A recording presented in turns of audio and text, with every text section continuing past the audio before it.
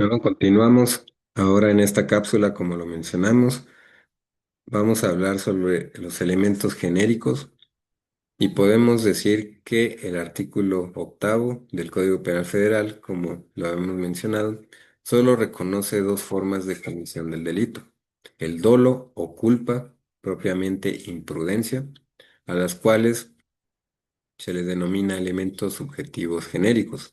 Por eso vamos a empezar hablando del dolo. Y por esto Ulpiano manifestó que nadie puede ser sancionado por sus pensamientos, afirmación que sigue vigente en su plenitud, pero si además del pensamiento hay una manifestación de la conducta, acción u omisión a la que se puede vincular la lesión o puesta en peligro de un bien jurídico tutelado, entonces deja de ser un simple pensamiento y se debe de analizar el hecho para determinar si la persona debe ser sancionada penalmente. La historia del dolo es muy antigua y tanto su concepción como ubicación, primero en la culpabilidad y después en el tipo, han superado grandes debates teóricos con importantes efectos prácticos. Sin embargo, se considera actualmente el dolo que se debe ubicar en el tipo y es el principal elemento subjetivo genérico del tipo y se integra con el conocimiento y la intención. Por esto es que conviene, o podemos empezar diciendo que conviene tener muy presente que su importancia práctica radica en la sanción, pues conforme a lo dispuesto en el artículo 60 del Código Penal Federal, la pena a imponer por un delito culposo solo alcanza hasta una cuarta parte de la prevista para el delito doloso.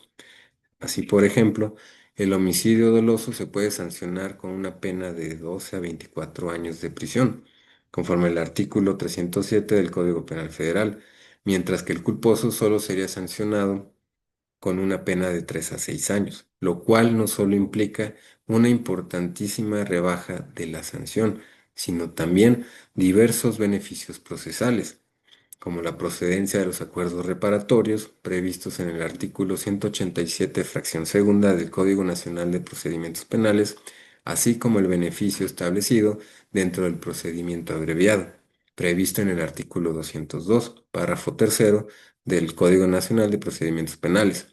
Respecto a la aplicación de la pena, pues el Ministerio Público tiene la facultad de solicitarle al juez la reducción de hasta dos terceras partes de la pena mínima de la sanción corporal que le correspondiere al delito que se le atribuye al acusado, siempre de que se trate de delitos cometidos por culpa.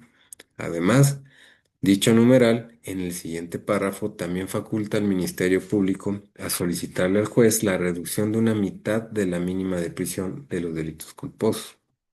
Todavía más, existen delitos que solo admiten su comisión dolosa, pues solo los contemplados en el párrafo segundo del citado artículo 60 del Código Penal Federal admiten su comisión culposa y los demás no. Por ejemplo, el tipo de terrorismo, artículo 139 del Código Penal Federal, no está en dicho listado, por lo cual solo admite su comisión dolosa y en consecuencia, si éste no existió o no fue debidamente demostrado, entonces no se podrá condenar al acusado de terrorismo. Por esta razón, es muy importante definir con claridad cuál es el concepto del dolo para diferenciarlo de la culpa y acreditarlo debidamente. El Código Penal Federal, en su artículo noveno, establece que obra dolosamente el que, conociendo los elementos del tipo penal o previendo como posible el resultado típico, quiere o acepta la realización del hecho descrito por la ley. Y la citada disposición legal claramente nos indica que el dolo se integra con dos elementos: el conocimiento cognitivo e intención, el querer o aceptar. Pero los problemas aparecen cuando nos preguntamos qué debe conocer quien actúa con el dolo. ¿Requiere conocer la ley o qué grado de conocimientos se necesitan y se debe querer el resultado o bastará con querer realizar la conducta peligrosamente para el bien jurídico? A estos interrogantes se suma la existencia de tres diferentes clases de dolo: el directo, indirecto y eventual. Y esto ha llevado a un sector de la doctrina a negar la existencia de un solo concepto de dolo. Pero podemos mencionar que obra dolosamente, quien conoce las circunstancias esenciales del hecho y decide realizar la conducta porque quiere o acepta el resultado, todo lo cual, al ser analizado por el jurista, coincide con lo descrito por el legislador en el tipo penal.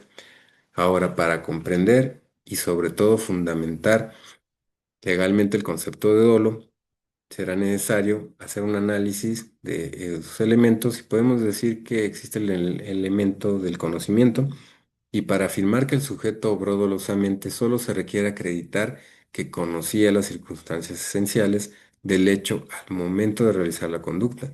En palabras coloquiales, que el sujeto sabía lo que estaba pasando o sucediendo cuando actuó.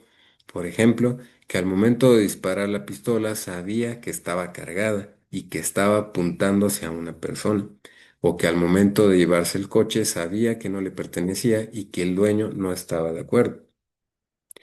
Por esto es lógico pensar que el conocimiento es el presupuesto de la intención, toda vez que se puede querer lo que no se conoce, para lo cual se utilizan las facultades intelectuales para averiguar la naturaleza, cualidades y relaciones de las cosas. Como producto de dicho razonamiento, el sujeto podrá identificar no solo cuestiones de carácter objetivo, sino también de valoración normativa. Por ejemplo, la pistola o la persona tienen materialidad, mientras que la falta de consentimiento del dueño o la geneidad de la cosa son apreciaciones que requieren de un juicio de valor. Por esto nos enfrentamos a una de las primeras dudas que hemos planteado, como cuál es el grado de conocimiento exigible para el dolo. Por esto, Mesger nos dice que es necesaria y suficiente valoración paralela en la esfera del prófano. En este sentido, se debe entender al hombre medio dentro del entorno social y cultural en el cual se desenvuelve el autor del hecho y, en otras palabras, la valoración que cualquiera podría realizar. Ahora podemos pasar a otro elemento que es la intención y no debemos confundir voluntad con intención. La primera es la capacidad de autodeterminación que tiene el sujeto sobre sus movimientos corporales, mientras que la segunda es la dirección que el autor imprime a su conducta.